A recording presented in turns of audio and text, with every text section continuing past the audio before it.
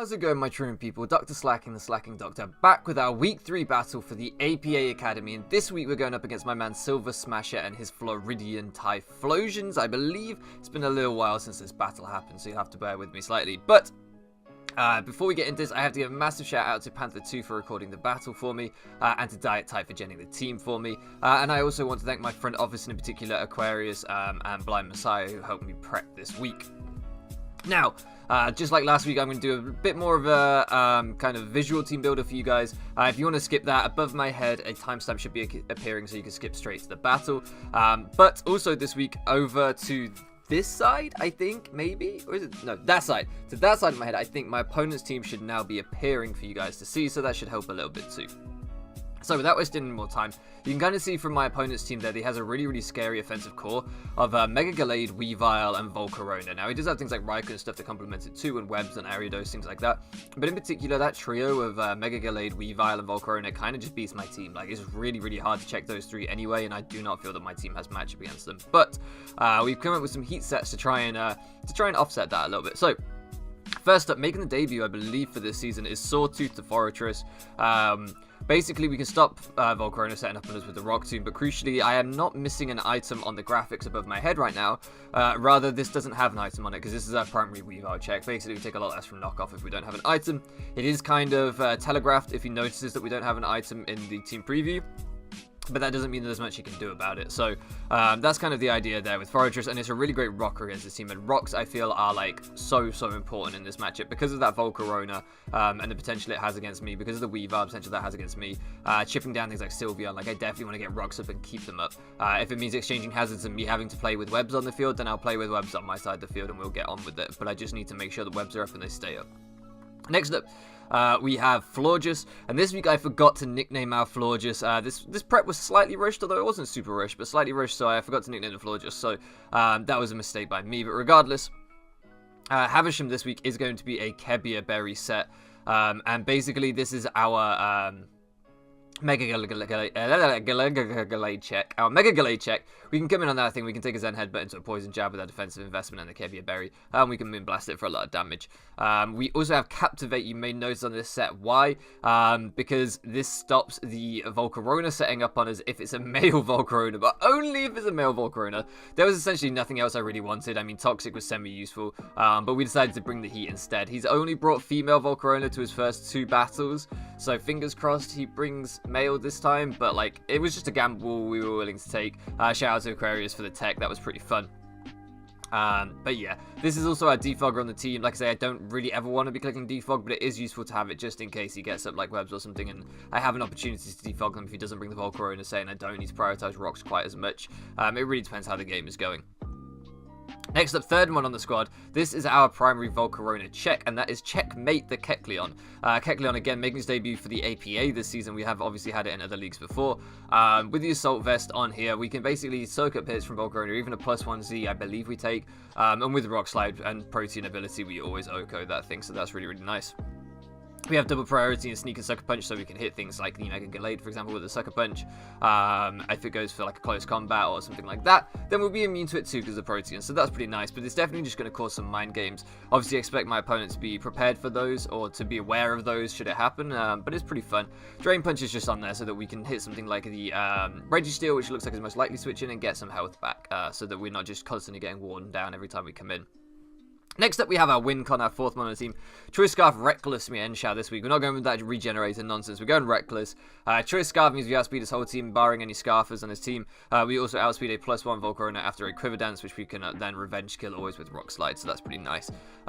So that's just the idea. This thing is our Wincon. We want to position this thing to hopefully be able to lock into either High Jump Kick, Poison Jab, or Rock Slide to win the game, so we need to chip some things down. Again, this is why Rocks is such a high priority, but if we can do that, we can potentially win this game by just spamming moves, so that's pretty nice. Then our penultimate mon on the team is Baskerville the Houndoom. Mega Houndoom this week is going to be rocking out with just 3 attacks. Nasty Plot. Now, I could have brought Sludge Bomb in here for the Sylveon, but I did decide to run Hidden Power Grass for the Seismitoad, just so I could OHKO that thing, basically, and not have to deal with it. Houndoom outspeeds his whole team, apart from Weavile and any Scarfers, so it actually has a really great speed tier against his team. And in particular, it's nice being able to outspeed that Gallade, so if we get some chip on it, we can then just come in. It doesn't matter if he tries to Shadow Sneak, because it's not going to do too much, and we can pick him off like a Dark Pulse, for example, which is really, really nice. One thing to bear in mind is that a full health Mega Glade does have good Spadef, and it will take a hit and Drain Punch it all back if he happens to be running a Drain Punch set, so we have to be aware of that. And then last up on the team, we have Batfink the Gliscor. This is a Yachi Berry set designed to take on the Raikou. This thing can just come in on Raikou all the time, even if he's running HP Ice. It's not going to do too much, and we can Quake him into Oblivion. We do have a lot of attack investments so that we can always OHKO the Raikou and get a good chip on things like Registeel, for example. We also have Toxicon here because it hits anything that we can't hit with Earthquake, essentially. Although I don't think he has a Flying type from memory. No, his options for ground immunities is Steel Valley Flying, which is like not the best flying type in the world, of course. So ground spam looks like pretty good against this team. Torterra is the other one. I don't necessarily think Torterra has that great of a matchup against me to even come. So, yeah, Batfink is looking pretty nice in this matchup, to be fair. I could have just ran like a double dance set maybe with acrobatics and stuff, but I decided instead to go with more of a defensive set with the Toxic and the Rocks, because like I say, I wanted to prioritize Rocks so much. Having 2 reliable Rockers on the team seemed like a good idea. We can also take a hit from Weavile if we're at full health because we are so bulky, and we can take an Ice Punch from Mega Gallade if we need to as well with that Yachi Berry. So the Yachi Berry kind of not just being for Raikou, kind of having 3 things that it can come in useful against. So that is the team. Let's jump into the battle. So here we are in the battle, guys, and you can see the 6 that my opponent did decide to bring. We see the big 3 on there with Mega Gallade, Volcarona, and Weavile. Obviously, like I say, being a huge threat to the team. And then we see the defensive kind of core, I guess, of the Blastoise, the Sylveon, and the Registeel. So my thoughts at team preview here were that it was likely going to be like an Assault Vest Blastoise, because I think it needs to be Fizz Def Sylveon's take on things like potential Kieran Blacks and also the Mienshao. So I think it's going to be like a Spadef or Assault Vest Blastoise to be able to take on Mega Houndoom and like Alakazam, things like that. I do think it's going to be potentially Spadef, maybe even Chople Registeel to try and take on the Alakazam as well, potentially. And other than that, I'm thinking like SD, Life Orb, Banded Weavile, something along those lines. I'm thinking Quiver Dance Volcarona for sure, more than likely Z-Move. And then maybe like an SD Mega Gallade, but could easily be like sub 3 attacks Mega Gallade, something along those lines. So, yeah, pretty scary team, actually, to come up against. These are the 6 that I kind of expected to come for the most part. But crucially, his removal is going to be that Blastoise with Rapid Spin. If it is Assault Vest, it has no reliable recovery. So if we can pressure that thing, hopefully we can break through it pretty early, and then we can just keep Rocks up, which is really, really nice. And I'm also looking at our Scarf Mienshao as our win con, like I said, the team builder. And I'm like, okay, this might seem weird because he does have 3 fighting resists in terms of the Gallade, the Volcarona, and the Sylveon. But actually, with Rocks up, the Volcarona is no longer a high jump kick resist, if you like. It just dies to a reckless high jump kick after Rocks, especially if it's not like invested or anything. Now, it could get the Flame Body burn, but I don't think it would be like the first thing he would go into on us ever. I don't think he would risk something like that on us. Also, the Gallade will take quite a lot. I think it still takes like 40% or something, so some chip on the Gallade will help. And then the Sylveon is still going to take, depending on his investment, like 30% plus, I think, from memory. So we can still do quite a lot because reckless high jump kick is just so strong. We will have to be careful of like Protect on the Sylveon if it's a Wish Protect set, but other than that, like I'm looking at Scarf High Jump Kick and just thinking it looks insanely good in this game. So that's kind of what I'm trying to win with from the early game. And looking at his team, like I don't want to lead off with anything that leads badly against the Weavile. I actually really like Mega Houndoom against his team because I don't think he has a Scarfer. If he does have a Scarfer, it's Weavile as well. That's another thing that makes Mienshao really good, is it doesn't look like he has a Scarfer in his team. So I'm like, okay, well, Houndoom leads well. It outspeeds everything pretty much. Leads well, decently well against pretty much everything. If he wants to lead with Registeel to try and get Rocks up, then we pressure that instantly. So I'm just going to lead off with the Mega Houndoom here with Baskerville, just to try and apply some instant pressure, essentially. And then, like I say, if we can break through the Sylveon, if I can bait in the Sylveon with the Houndoom turn 1, or at least to bait in the Blastoise and start chipping that down, because like I say, I suspect that's AV, then that would be really, really nice. But unfortunately, he leads off with the Gallade, which is like pretty much the only thing that I wouldn't want to stay in on, because like I say, if I Fire Blast it, yeah, I'll get some nice chip off, I'll get maybe 50% off, but if he's Drain Punch, he's going to get it all back, and we just lose our Mon for no reason. So I have to scout if he's Close Combat, if he's Drain Punch, whatever, and this could give him a free SD if he's that brave, but like, that would be quite brave, so... especially as I say, I'm scouting for Drain Punch here. A lot of players wouldn't. A lot of players might just go for the chip or whatever. So I figure like if he's either going to go for Close Combat or Drain Punch. Like I don't think he can play that aggressive. So he does go for the Drain Punch, and I'm like, okay, that makes sense. So this could be like a Sword Stance set, but seems more likely this is going to be like a subset if I had to guess. That's what I'm thinking from that, because I'm like, okay, if it's SD, I think you just run Close Combat. So more than likely. So I think it's going to be sub probably. And I'm going to double because I don't think he ever stays in here. There's no reason for him to. And I'm just going to double out into Gliscor because essentially it would have taken a Poison Jab if he had the Poison Jab. And that's what he went for. But also it covered the Registeel switching because Registeel is so telegraphed to come in against our Florges. Now I could have gone into Houndoom here to apply some pressure, but I don't know anything about this Registeel yet. If it's like an Occa Berry Earthquake set or something, then that could suck too. But instead what I'd rather do is just exchange rocks. Because like I said, I feel like rocks are so much better for me than they are for him.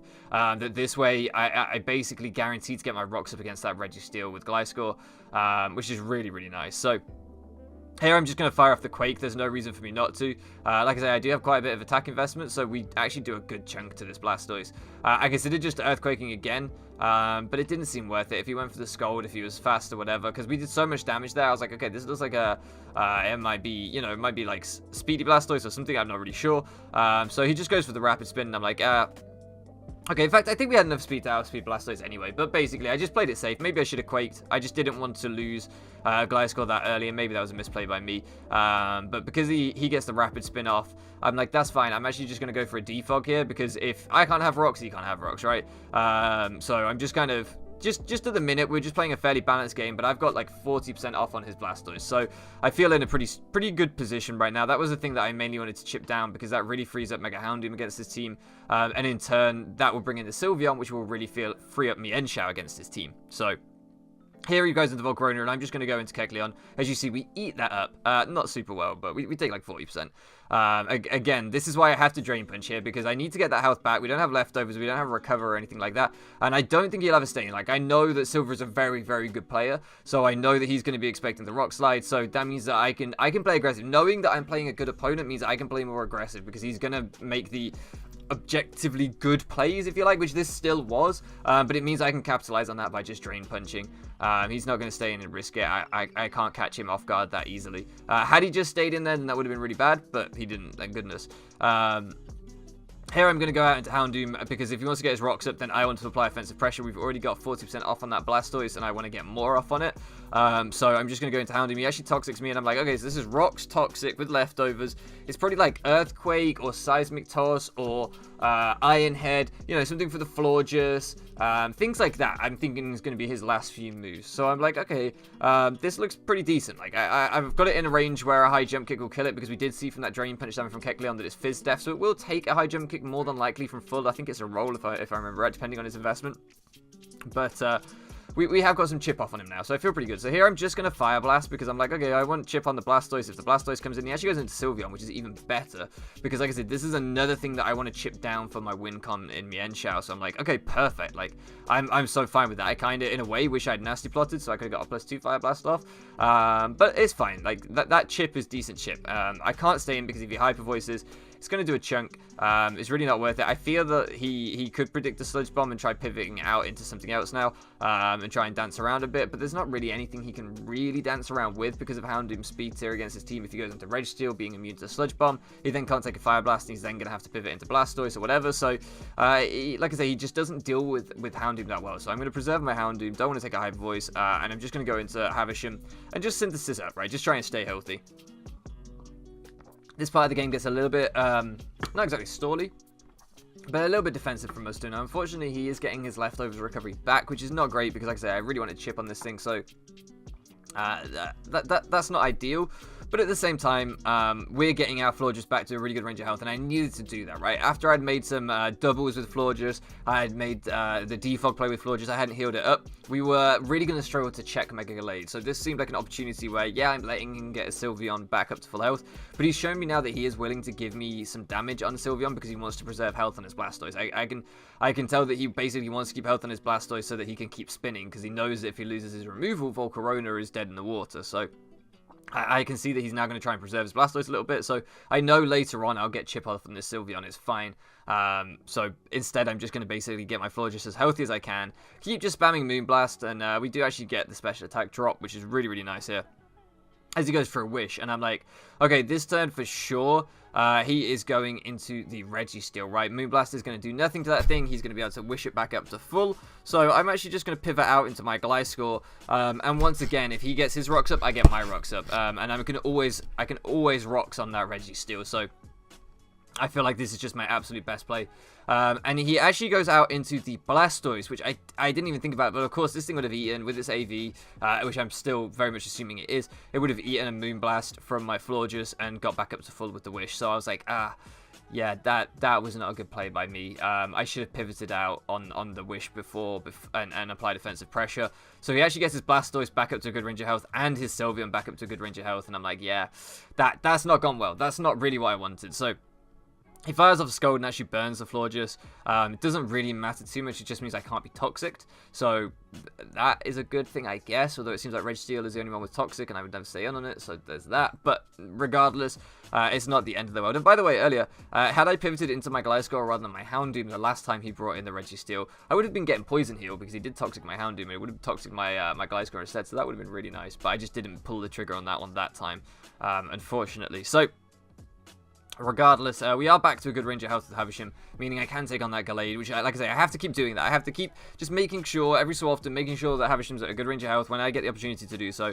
And here, I'm going to go hard into Houndoom again. Like I say, if he's got the Earthquake, I want him to show it to me now, and I don't think he will go for it, because I think he's got a Field the Gliscor coming in for free. So instead, I'm going to go to Houndoom. Like I say, I'm not getting my rocks up, but I'm kind of okay with that at this point, because I'm just applying offensive pressure instead. I'm starting to break through things. So here, I'm going to Nasty Plot, because I think he might go back into Sylveon, and I believe we have a little bit of chip on the Sylveon, so he might be in range of a +2 Fire Blast. Certainly, we will be able to put it very, very low for my Mien channel. Unfortunately, he goes into Blastoise, and I'm like, damn it, I was really hoping he would go Sylveon here, but regardless, I'm going to fire off a Dark Pulse. It still helps to break this thing, because it means if I get rocks up, they're staying up, so I'm going to fire off the Dark Pulse. He is revealed to be AV, as I kind of expected. We don't do too much there, but we do enough, right? We do enough. We put this thing pretty low to the point where it's not really a switch into anything anymore. And we can bring in Brittany, and this is a really crucial thing now because we are forcing the KO, and that's what I wanted. I wanted to start breaking because I was like, actually, he's winning the long game with his Sylveon being able to Wish Pass into Registeel and Blastoise. He is winning the long game here, and there's not a lot I can do about it. So we actually just go straight for the HJK there. It is going to give him his Sylveon or his Mega Gallade, and he actually makes the correct play and goes Mega Gallade. I say correct play like, I think what I mean by that is I agree with this play fully, because basically if we're Scarf, High Jump Kick is going to do nothing to him, and if we're not Scarf, then he can kill me with his Zen Headbutt. So whilst Sylveon does look like he can come in and Wish and stuff and play defensive, he makes the more aggressive play into Gallade, and I think that was 100% the play to make, and but I was okay with that, because at the minute I've got Havisham at a good range of health, and that's really, really crucial, right? I needed Floor just to be at a good range of health. So here we go out into Havisham, as he actually goes for the Bulk Up, and I'm like, okay, I thought Sub probably, but Bulk Up Drain Punch makes sense too. That makes perfect sense. So fortunately, he can't KO me with the Zen Headbutt from this range, and if he goes for the Poison Jab, we will eat it up with that Kebia Berry. He does actually go for the Zen, which suggests to me that he probably didn't have Poison Jab, or he just wasn't risking his being Kebia, I guess, or he was just going for the flinch or whatever, but I don't know. It seems like an odd one, because you maybe wouldn't want to risk the miss if you had the Poison Jab. But regardless, he gets a good amount of damage off on us, and we die to the burn, and we get a massive amount of damage off on him, which is really, really nice. So that basically means I can bring back in Brittany, and again, I can either Poison Jab here, I can High Jump Kick here, and he either has to stay in and find out if I'm Scarf, or he has to switch, and he still doesn't know if I'm bluffing or not. So I'm actually just going to go for the Poison Jab here, because I would rather he goes out into Registeel after this than the Sylveon. So here we just go for the Poison Jab. We get the Sylveon really, really low. Like I say, I thought he would either sack the Gallade or go Sylveon there. And the Gallade does still outspeed most of my team. In fact, all of my team outside of Scarfers. So it wasn't like outside of my realm of thought that he would try and keep the Gallade. So that's why I just felt like if he went into Registeel, I didn't lose too much, it's fine. If he went into Sylveon, I'd be in a bad spot, because I don't switch into Sylveon particularly well with Havisham gone. So that's why the Poison Jab kind of, whilst it was it seems like an aggressive play, it was almost a defensive play, because it was about what I could switch into later. So I go for the Poison Jab on his Protect, revealing that he has the Protect, of course, which is interesting for later in the game when I want to try and clear that with High Jump Kick. If that is the case, then I need to bear that in mind. So obviously this lets in the Registeel, and here I'm going to switch out. I wasn't Scarf, I would have loved the HJK there, but I am. And he goes out into Registeel. I did think that he could potentially double here, scouting to try and see if I am Scarf or not, but it just didn't seem worth staying in, right? There's no point in double Poison Jabbing, I can't do a lot. Instead, I'm going to get in my Gliscor, because if he goes into anything to scout, it was likely to be this sack of the Gallade, and if he goes into the Gallade to sack it, which he has done, I know that I can take an Ice Punch, which he's revealed to have as probably his final, yeah, he has Zen Headbutt, Drain Punch, and Ice Punch, and Bulk Up, and if he goes for the Ice Punch, which he does, I know I'm going to take it with the Yachi and I can get my rocks up. Now, had he gone for the Zen there and flinched, that would have been a bit worse, but it basically just was a way of me guaranteeing that I got my rocks up by bringing this in on the Registeel, because either he stayed in and I got rocks up, or he switched out into Gallade to scout my Mienshao, and I got rocks up against the Gallade anyway. So we've got rocks up now, and now High Jump Kick just wins, right? I've got to predict around the Sylveon a little bit with Protect, but other than that, High Jump Kick just wins, because we kill the Gallade here, guaranteed to outspeed it with our Scarf. We kill the Weavile, and even if it's Scarf, it probably doesn't Oko me, for sure. So we kill that with High Jump Kick. It can't be Sash because we've got the rocks up. We kill the Volcarona, unless it's incredibly bulky Volcarona, or if he burns me, that would be pretty much the only other problem with Flame Body. He goes into Sylveon here, and I just High Jump Kick again. And basically the reason for that is, like, yes, he could Protect, but if I switch out into this thing and he Hyper Voices, I'm in a really bad spot. I need Kecleon and Forretress at the end of this game if I ever miss a High Jump Kick or something like that. Those two are still really useful for the Weavile and the Volcarona in particular, especially if I end up getting burnt on my Mienshao. So instead, I'm like, do you know what? I think he knows that my, like, defensive play would be to switch out. And even if I High Jump Kick, you know, Protects, we won't die. And we should still be able to kill everything else on his team, pretty much. The Registeel is the only, like, curious case, and I don't even know if Registeel can kill me after I miss a High Jump Kick. So I feel like my best play is just to be hyper aggressive and just High Jump Kick, and it does work out for us as he doesn't go for the Protect. So like I say, I felt like that was kind of his best play as well, was kind of to not Protect in a weird way, because if I just pivoted out there and just Protect, we got so much momentum out of it. So he actually goes into Registeel here, and he reveals to have Protect on Registeel, and I'm like, god damn, because that High Jump Kick, like I say, depending on his investment, it looked like it was a roll to kill. But like I say, this is, if you look at how much health we're at now, like I think we're at 46 health, and he gets up to full with his leftovers, which sucks. But if you look at this, I don't know, I didn't do the math or anything, but I don't know if a Seismic Toss would even kill us from this range. Obviously he's shown Toxic as one of his other offensive moves, and now he's revealed the Protect. I'm like, okay, so he has Protect, Rocks, Toxic. So, like, what is his final move? Earthquake, Earthquake, Seismic Toss, Iron Head, one of those three. I don't even know if it would kill us from 4 to 6. So that was the other reason that I really felt like just attacking the Sylveon was my best play. I didn't expect this Registeel to have Protect. Now, I know with a Toxic leftovers Registeel, it's not that far-fetched to have Protect on it, but I just felt like he wouldn't want, like, Iron Head for the Florges if it was, like, a Carmine Florges, or he might want, like, Seismic Toss to chip things down, or he might want Earthquake to catch my Houndoom on switching. So I was like, I just don't think he has room for the Protect, but he does, and it's fine, because I'm like, okay, well, I'm just going to High Jump Kick again. Unless he gets the double Protect, we should win this game. And as you see there, he does get the double Protect. So unfortunately, reckless High Jump Kick takes us out. We die to our own tech.